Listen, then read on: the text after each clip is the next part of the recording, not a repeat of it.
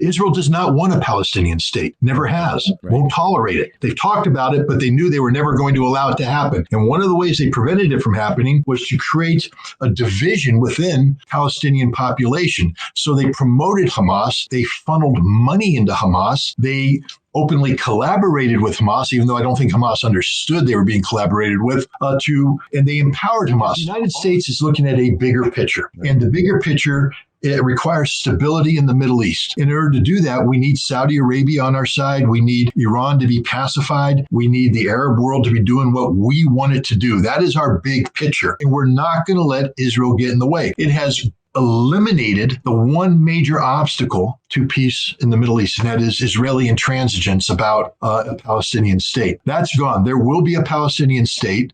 Israel has no choice but to accept this. It will be dictated to them by the United States, by the international community, because the international community is turning on Israel as we speak. As I said, you can only drop so many bombs on a helpless civilian population before people call you out for being the war criminals that you are. So I think going forward, we're going to be seeing a different Israel, and this is the game changer. When Hamas attacked Israel on October 7th, the U.S. government quickly responded that we stand with Israel and will do anything to support our ally. But fast forward a couple weeks, and the future of the Israel-Palestine relationship looks very different. It started with President Obama warning some of Israel's actions in Gaza may backfire. The former president went on to state, the Israeli government's decision to cut off food, water, and electricity to a captive civilian population threatens not only to worsen a growing humanitarian crisis, it could further harden Palestinian attitudes for generations, erode global support for Israel, play into the hands of Israel's enemies, and undermine long-term efforts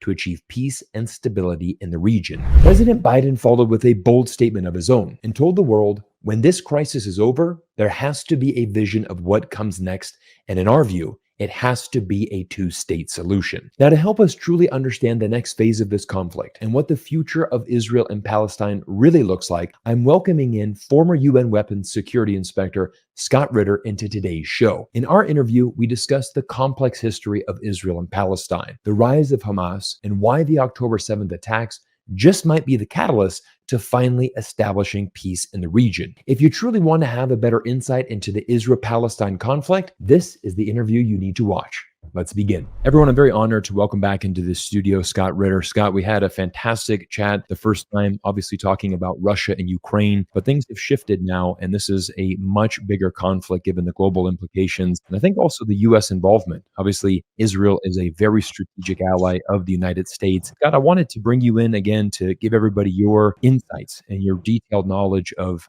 Israel and Palestine, this conflict that has lasted for many, many decades. And I really want to get your assessment on the situation, because I think at one point in your career, you were a very big supporter of Israel, but I think that's obviously certainly shifted now recently. So just please open up and let everybody know your initial thoughts on this conflict and where we are today. Well, first of all, I think we need to acknowledge that this is a conflict that didn't just begin on October 7th, although that's the day that Hamas breached this wall that Israel had built surrounding Gaza. And I think we need to just reflect on this for a while. Gaza is an open-air concentration camp. Now, some Israelis might take umbrage at that. I don't care. It's time to just call things as they are. It's an open-air concentration camp where 2-point-something million Palestinians who are being denied any possibility of a normal life by the Israeli occupier or oppressor. They have been locked in there by the Israeli government. They're denied the ability to have an airport.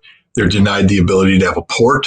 Entrance and exiting there is tightly controlled by foreigners. The Palestinians don't have a right to dictate the terms of their own life. And life inside Gaza is extraordinarily unpleasant. It's poverty-stricken. There's no real hope for bettering one's existence. And so this has been going on for some time now. I mean, Gaza became an open-air prison almost immediately after Israel became a nation in 1948. If you study the events of that time, the Israelis had a policy of depopulating the Palestinian lands, territories that were populated by Palestinian people, either killing them, and they killed thousands of them, or driving them out. And 700,000+ were ethnically cleansed in this manner, many of which were sent to Gaza, right. The first installation as an open air prison. And since that time, there's been ebbing and flowing in terms of Israel and Gaza, et cetera. But recently, it has become a sticky point because Hamas, this organization, it labels itself a resistance organization. Israel, the United States, Europe, and others labeled it a terrorist organization. We just need to reflect that Samuel Adams and the Sons of Liberty were called terrorists by the British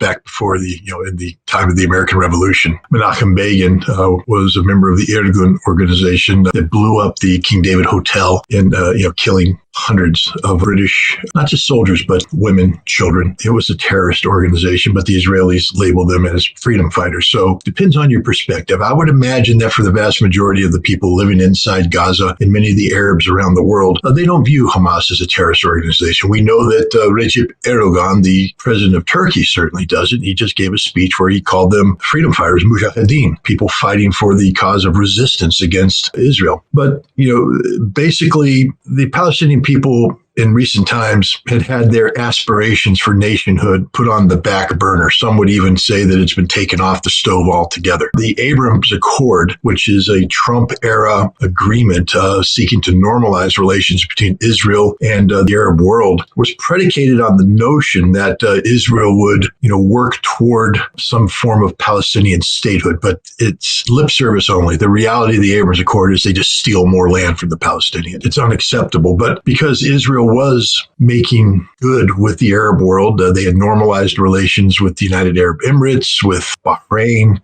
and others, and they were on the verge of normalizing relations with Saudi Arabia, which would have been a very big deal. The issue of Palestinian statehood had been pushed to the side. Now, because of what Hamas has done, it is the only issue on the table today. There's no talk. In fact, Joe Biden just gave a speech today alongside the Australian Prime Minister who's visiting, where he said there can be no return to the status quo ante that existed prior to October 7th. That in addition to resolving the Hamas-Israeli conflict, there must be a resolution of the Palestinian state issue. Saudi Arabia has made it clear there will be no normalization of relations with Israel until the issue of a Palestinian state has been solved. So say what you want about Hamas's actions. It has, in the long term, from a strategic perspective, done more to push forward the issue of Palestinian statehood than anything else out there, at least in theory. I mean, proof is always in the pudding and we don't know what's going on. But so that's this larger geopolitical aspect of it. I think the geopolitics of the Middle East will be shaped by the issue of Palestinian statehood and everything that accrues with that. There's also the issue of military conflict. Israel was humiliated on October 7th. The level of humiliation has yet to be acknowledged by Israel and comprehended by the world. But let me put it this way. Israel is exposed as being a military that's incompetent, an intelligence organization that's not as good as everybody thought, and they were outfought by Hamas in the early hours of October 7th. But Scott, they took Israel by surprise. The whole purpose of the wall and the way Israel has postured its forces around Gaza is that they will never be taken by surprise. It is a permanent surveillance system. Hamas beat it, crushed it, destroyed it, humiliated Israel. And now Israel, in this humiliation, is seeking revenge. And one of the problems with the revenge is that, one, Israel doesn't have the ability to, there's that famous scene in the movie Top Gun where Maverick is being chewed out by the commander of the air group, CAG. And he says, son, your body's writing check, or your mouth's writing checks, your body can't cash, something of that nature. Right. Well, this is happening in Israel. You have a lot of disgraced, and I need to remind everybody, every single Israeli politician and general who speaks publicly today about this issue is a disgraced individual. We wouldn't be in this situation had they done their job. These are failed politicians, failed military leaders. So when they stand before you and speak in a very aggressive manner, just remember, they got beat on October 7th. Their job was to prevent that from happening, and they didn't do that. So now when you hear them thumping their chest and saying, we're going to exact revenge, take it with a grain of salt, because these people have proven their incompetence. Israel has mobilized over 300,000 reservists. Let's be clear who these reservists are. They are not combat-hardened troops. These are troops with a very minimal level of military training, and even the training they got was never used to full effect. Then they left the military. There's been no follow-on training. Now they're called back up. And they're being asked to go into the most difficult kind of warfare imaginable, urban warfare. And not just in a city, but a city that's been destroyed. Anybody who knows anything about urban warfare, you can track it from Stalingrad, through Monte Cassino to Bakhmut and Mariupol. When our experience in Mosul, when you blow up a city, you've made the job of defending the city that much easier, and you've made the job of attacking that much more difficult. And also keep in mind this, Hamas carried out a flawless attack on October 7th. It was professionally planned and executed. They didn't do that without having an end game, meaning that everything they did, from destroying the Israeli military capacity to kidnapping people and bringing them back into Gaza, was designed to enrage Israel so that Israel stops thinking rationally, and lure Israel into Gaza, knowing that the Israeli Air Force would bomb. Every bomb that hits Gaza is not killing Hamas. It's killing innocent Palestinians. Hamas is well below ground, not being impacted by these bombs because they thought about it beforehand. They know the weapon. They know what its effects are on the ground, and they've brought that in. The Israeli army right now is scared to death. These reservists don't have the training. They're scared to death. If they go in, they will be slaughtered. If they go in also, it's likely they will trigger a larger regional conflict. Hezbollah in the north has said they don't want to get involved in this, but if Israel keeps slaughtering the Palestinian people, which they have, over 6,500 dead, over 1,000 of them are children, have been killed by the Israeli indiscriminate bombing, Hezbollah said they will intervene. And let's keep in mind, Hezbollah, until Hamas's victory on October 7th, Hezbollah was the only Arab force that actually beat the Israelis in a stand-up fight. So, Scott, I have a question. I mean, I think the attack from Hamas is a brutal attack, against innocent Israelis. And I think what we've seen is a huge outcry from, certainly the Western world, the United States and our allies, everyone standing very clearly with Israel. I mean, would you agree with this? Is that the rise of Hamas, I mean, they were democratically elected in 2006. Do you think that the reason for them being elected is simply the fact that these Palestinians felt no other option was left for them? The fact that they just didn't have a future, and so that they would resort to something of this extremism? I mean, I'm certainly under the belief that Hamas is definitely closer to a terrorist organization than a legitimate, freedom fighter. But I mean, certainly carrying out those attacks. But I can also understand that probably the conditions that Israel created for Palestine is the exact breeding grounds for an organization like Hamas to be democratically elected and to, go carry out those attacks. So I am not going to accept the idea that Hamas on October 7th was a terrorist organization. They were carrying out a military assault, and they carried out with far more precision and far less collateral damage than what Israel's doing. If you're going to call Hamas a terrorist organization, then every single Israeli pilot that flies over Gaza today and indiscriminately drops bombs that have killed 6,500 Palestinian civilians, over 1,000 who are children, then they are terrorists. And if they're terrorists, everybody who wears the green of the IDF is a terrorist, and every Israeli politician is a terrorist. And I think it's more accurate to call Israel the terrorist entity in this case than it is to say Hamas. The history of Hamas and the formation of Hamas is complex. They come from a Muslim extremist foundation. The Muslim Brotherhood is their ideological base. Unlike the Palestinian Liberation Organization, which is more secular in nature, Hamas is definitely very much fundamentalist in terms of their religious beliefs. The Israelis have been fostering Hamas from the very beginning. I mean, Hamas, was conceived by the Palestinians as its own thing. But it was the Israeli government that said, hey, this we can use. You see, Israel didn't want the Palestinian Liberation Army, or PLO, to become this powerful entity, because the last thing Israel wants is a viable Palestinian state. I'll say that one more time, just so people understand what I'm saying. Israel does not want a Palestinian state. Never has. Won't tolerate it. They've talked about it, but they knew they were never going to allow it to happen. And one of the ways they prevented it from happening was to create a division within Palestinian population. So they promoted Hamas. They funneled money into Hamas. They openly collaborated with Hamas, even though I don't think Hamas understood they were being collaborated with, and they empowered Hamas. All the terrorist acts that took place in the 1990s took place because Israel wanted them to take place. I'm not saying they planned them. What I am saying is that Israel viewed that as a very effective way of not only dividing the Palestinian population, but then demonizing them in the eyes of the world so that there wouldn't be a Palestinian state. You see, if Hamas is around blowing up buses and bridges, no one's going to support a Palestinian state because everybody has bought into the notion that Israeli security must come first. Israel was facilitating the acts of terror that took place against them by creating the organization that produced the terrorists. That doesn't mean that Israel wasn't hunting them down and killing them. Of course they were. I'm just saying that Israel's not an innocent party here. Benjamin Netanyahu is not an innocent party. In 2005, they made a decision to transition from a terrorist organization.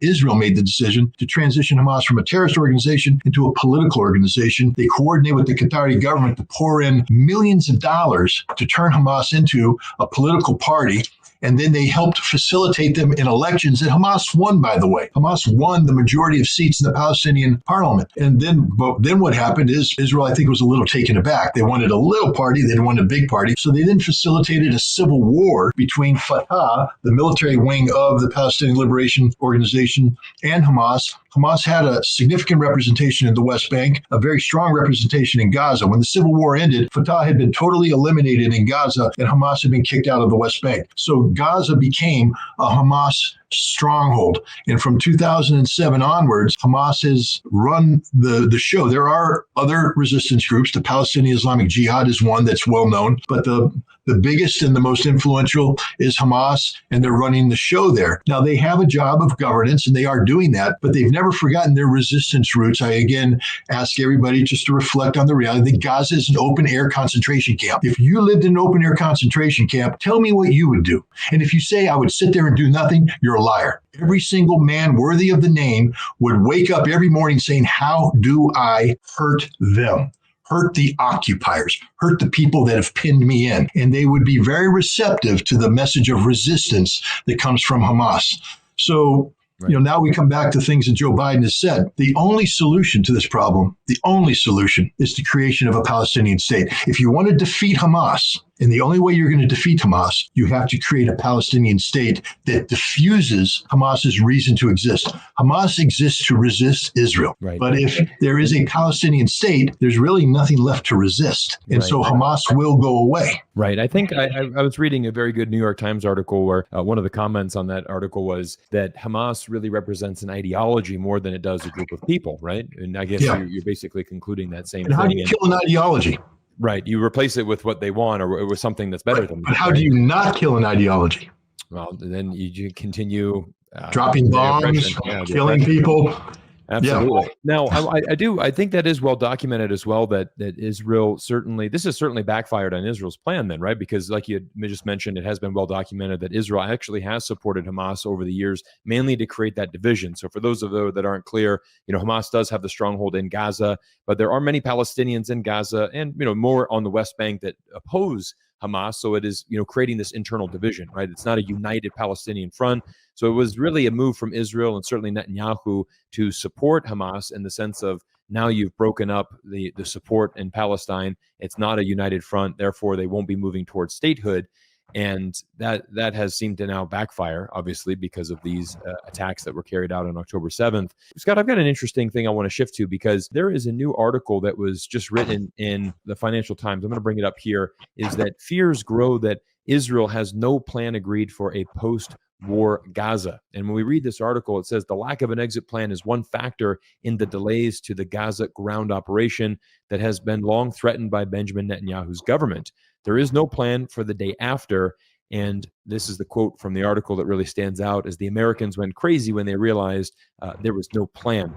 So I want to talk to you about this specifically because, initially, I think it was on October 9th or 10th, maybe, a couple days after, Netanyahu sent out a very clear message. He said, northern Gaza, 1.1 million people, you have 24 hours to evacuate, move into southern Gaza. We're coming in.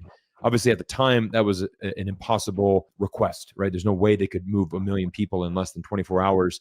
And there was a huge concern, right, that all of a sudden, potentially 1 million people are going to get caught in these crossfires. It's now been almost 2 weeks. We haven't seen Israel, make this move yet.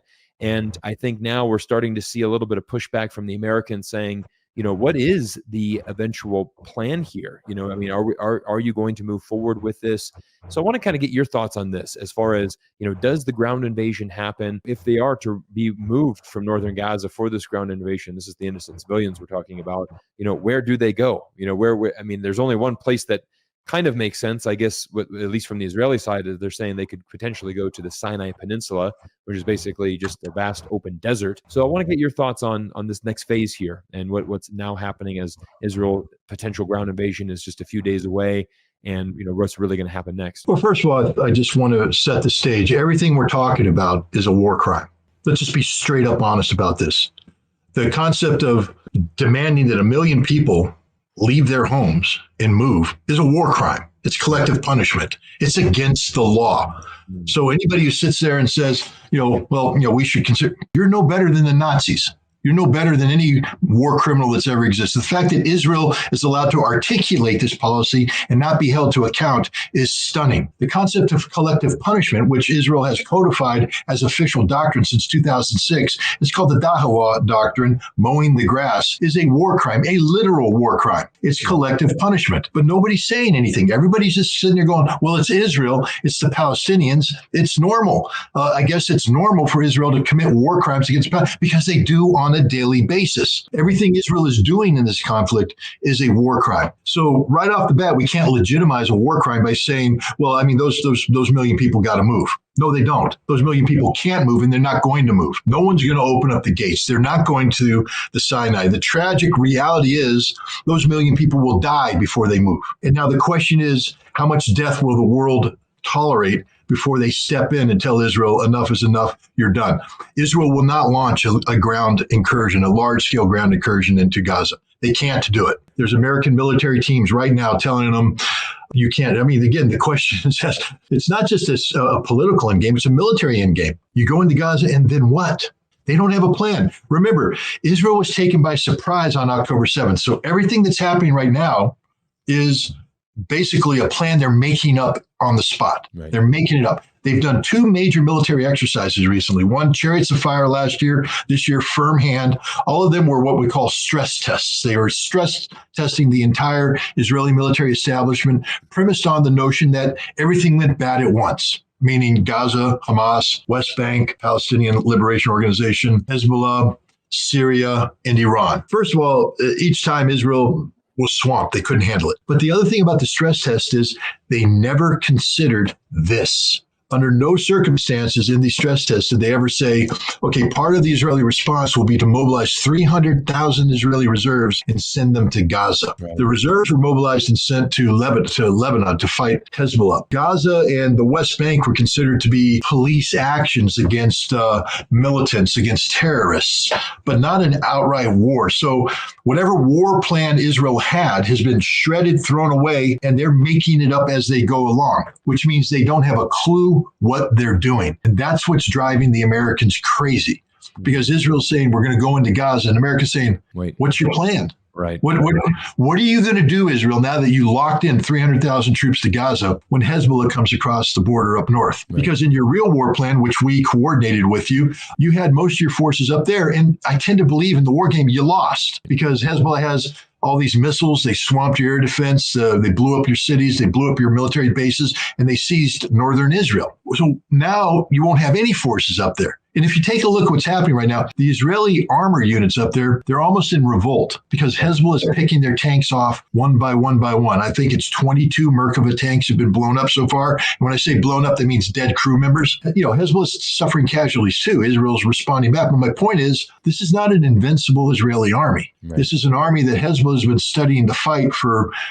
continuously since 2006 when they last beat Israel. Israel's army today is an army of soft people who join. They don't train hard. I mean, you're getting reservist generals coming in saying they don't know how to clean their weapons. They're not motivated. These guys would give them equipment. They don't wear it right. They're not in physical condition. I was talking to a Russian colonel who was talking about urban warfare, the Russian lessons from Mariupol and Bakhmut. He said, the first thing is you have to be extraordinarily fit to do this. Right. Because you're wearing around 50, 60 pounds worth of combat kit. Right. And if you're not wearing it, you're going to die because you're going to get hit in the head. You're going to get hit in the chest. You're going to get hit in the groin, in the back. And if you're not wearing this gear, you're dead. This way, you might get knocked down. You might get wounded, but at least you'll be alive. But you got to wear the gear. He said in running across, because you don't walk, running from point A to point B, constantly getting up, getting down. He says, if you're not training for this, you're in trouble. He said, we had to take our units and go out. In addition to training on tactics, we had to get them physically fit. They had to be used to wearing this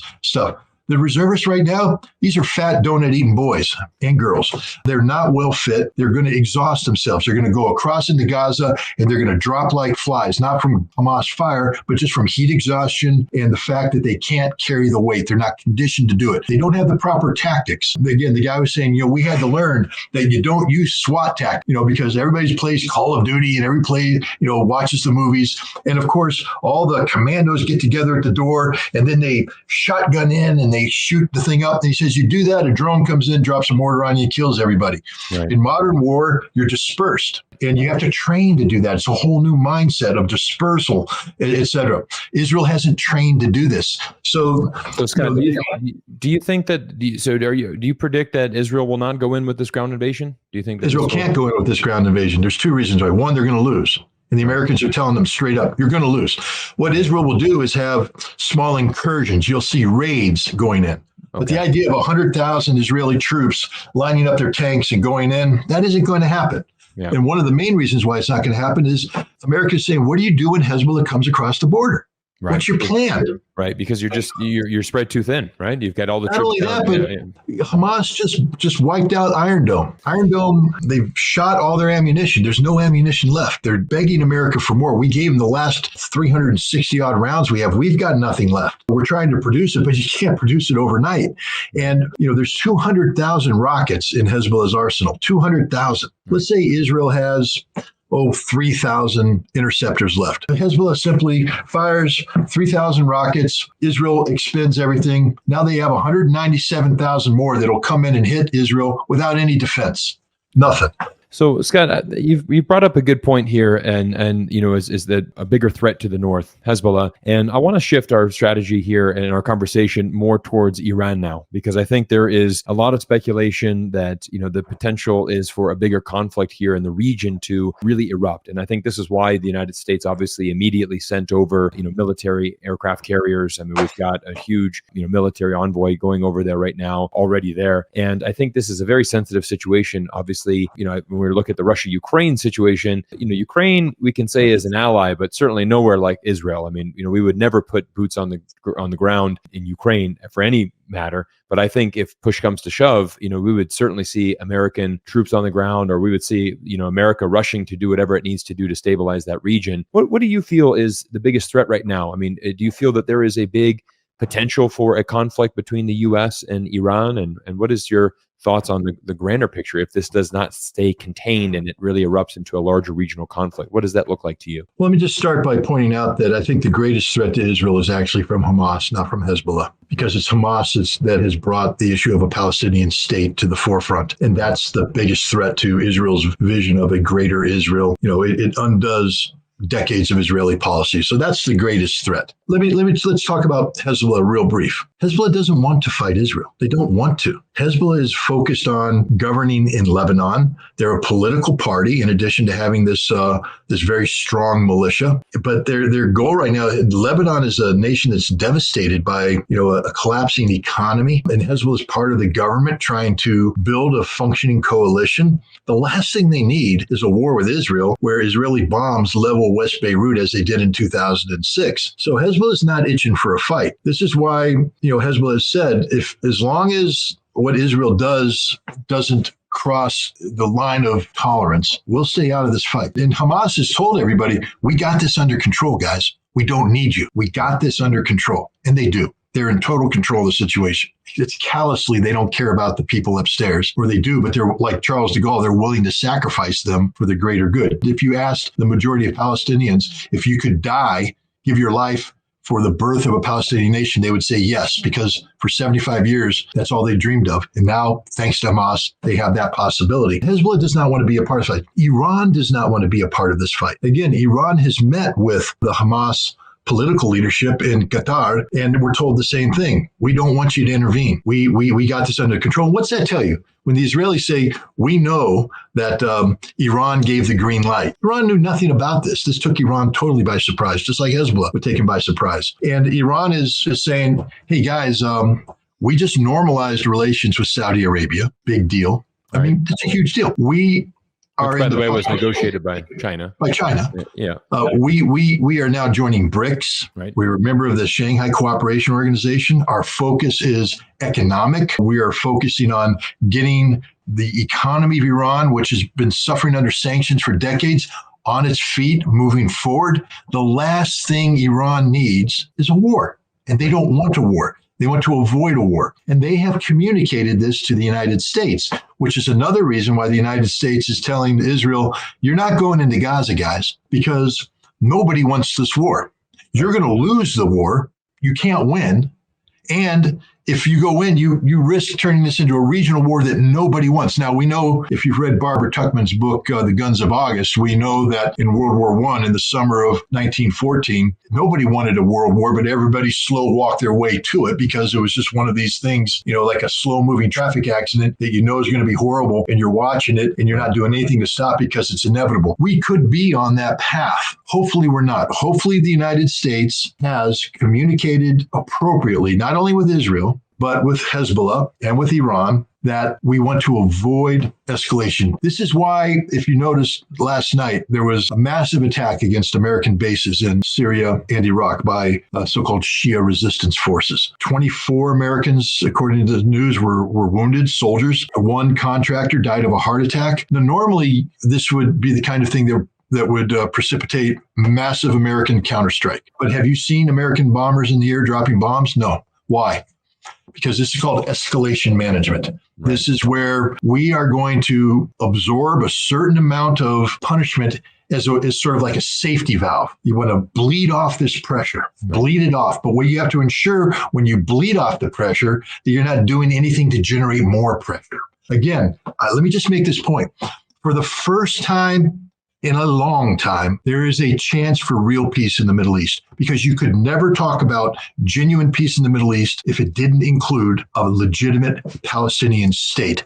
Thanks to Hamas, thanks to what Hamas did, that option is now on the table, and there's recognition by everybody that there will be no going forward, no return to the status quo without a Palestinian state being created. This is bad news for Israel, but it's good news for Israel. Israel wants security. There will never be security without a Palestinian state, because there will always be conflict. Right. There will always be a war. Israel somehow believes that they can make this problem go away. They haven't. The only way this problem goes away is what we talked about earlier. You create a legitimate Palestinian state. You allow the Palestinian people now to have hope based upon their own hard work to create their own nation. And you instantly delegitimized the kind of violence that Hamas is promoting. You will compel Hamas to become a political entity dedicated to the growth and prosperity of a Palestinian state, or else they will be thrust into the trash bin of history by the Palestinian people, because they have no legitimate reason to continue. Right. So there's now, for the first time in a long time, legitimate hope for peace in the Middle East. Do you think that, now I would imagine that Israel, the last thing on their mind right now is establishing that legitimate state of Palestine. I mean, do you think that this is going to have to take something from like a President Biden really meeting with Netanyahu and trying to convince him? I mean, it feels that the United States is really the only country in the world that could have any type of leverage or can really talk to Israel right now. I think we're the only country that really has any chance to sit down and communicate. I know that the situation is difficult because Netanyahu is a very far-right extreme politician, and he has surrounded himself with a cabinet that is even more extreme than he is. There's also, he's wanted on corruption charges. His hands are kind of tied as well because he can't do a lot of things. And I think his cabinet basically is saying, we want this revenge. And now I would almost kind of argue this point a little bit, that is this not throwing the chance for statehood even further down the line? I mean, wouldn't Israel be fighting, desperately to avoid that? Or is this really their only option? Is it, like you said, if they want security, they're going to have to establish the statehood? Israel doesn't have a vote anymore. They got beat. Let me just make it clear.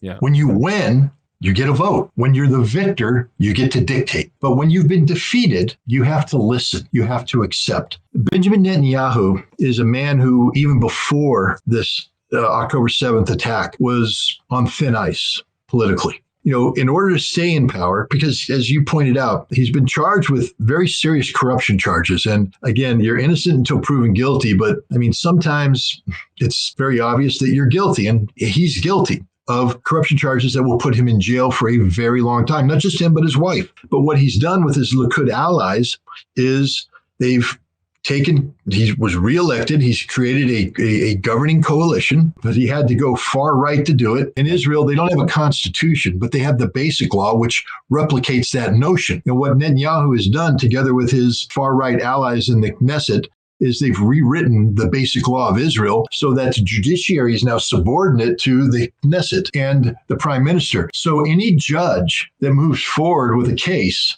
against Netanyahu for corruption can be impeached. They'll just impeach him. Bam, gone. I mean, this is the kind of stuff of banana republics. This is why hundreds of thousands of Israelis took to the streets before October 7th. They were saying, we're done.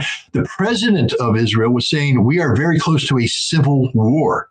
And he was saying, literally, we're very close to this nation breaking apart and going to war with itself. That was the situation that existed prior to October 7th. The one thing Netanyahu had going for him was that he had convinced people that he was the security guy, that he alone could secure Israel from Iran, from Hezbollah, from Hamas. He was the man.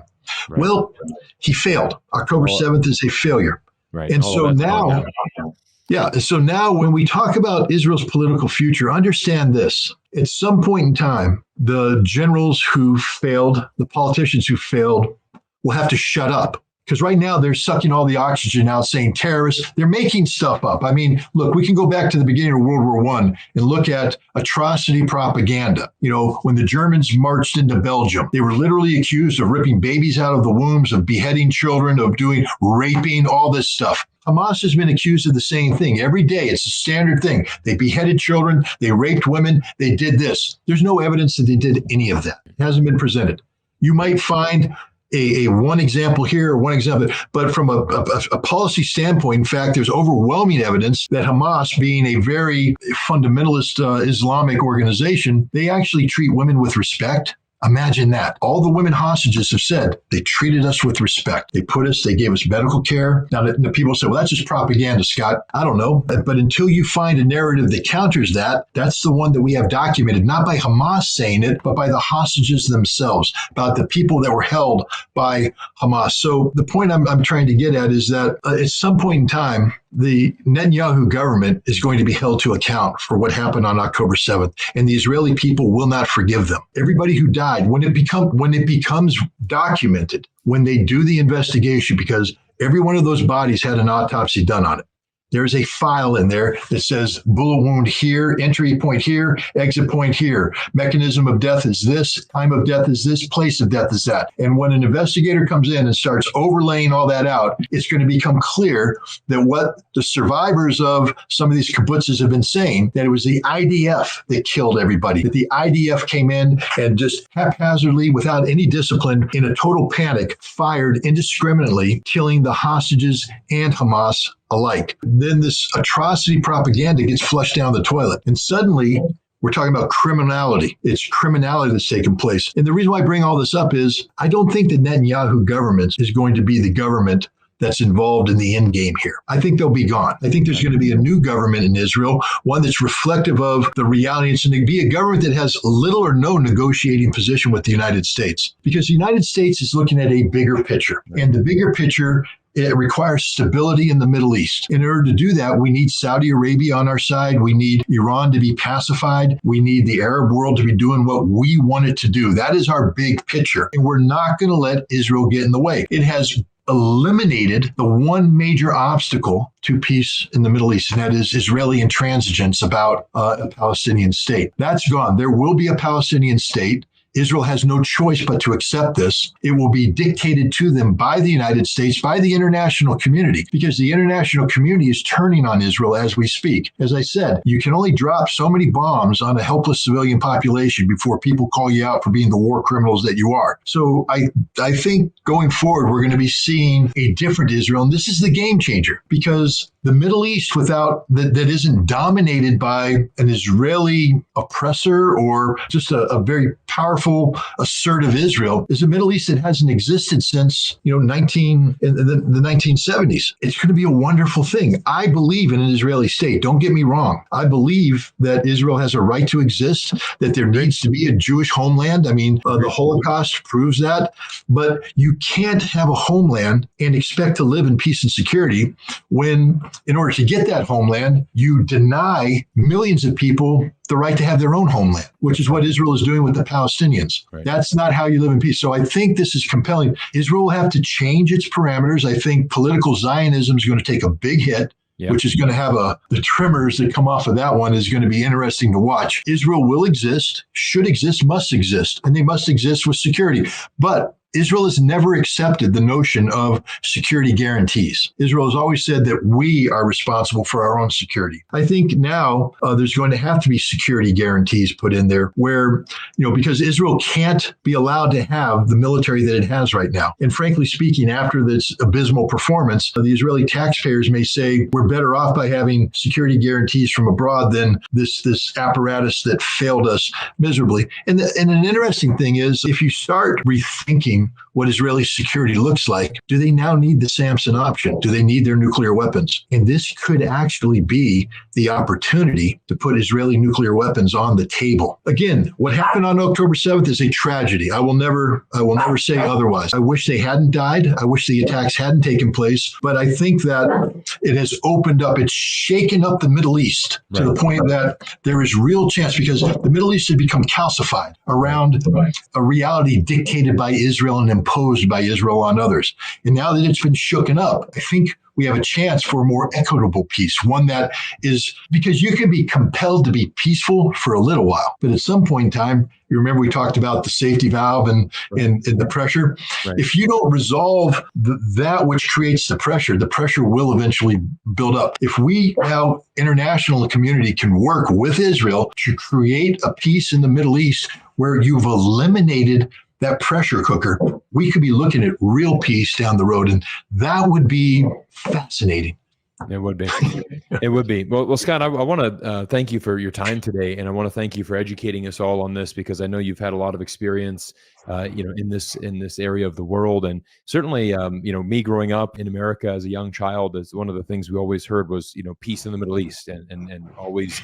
I was a young boy when it was the Gulf War, and it was just always this thing of there's never going to be peace in the Middle East. So hopefully, this tragedy of October 7th does lead to that. And I like your optimism there. And I do think it's encouraging when you have leaders like Joe Biden advocating for this. And, I think it's well documented as well that, the American presidents, going back all the way to Jimmy Carter and pretty much every president after, has been, trying to move this forward. I think there's some really good insights that you shared as to why America is right there.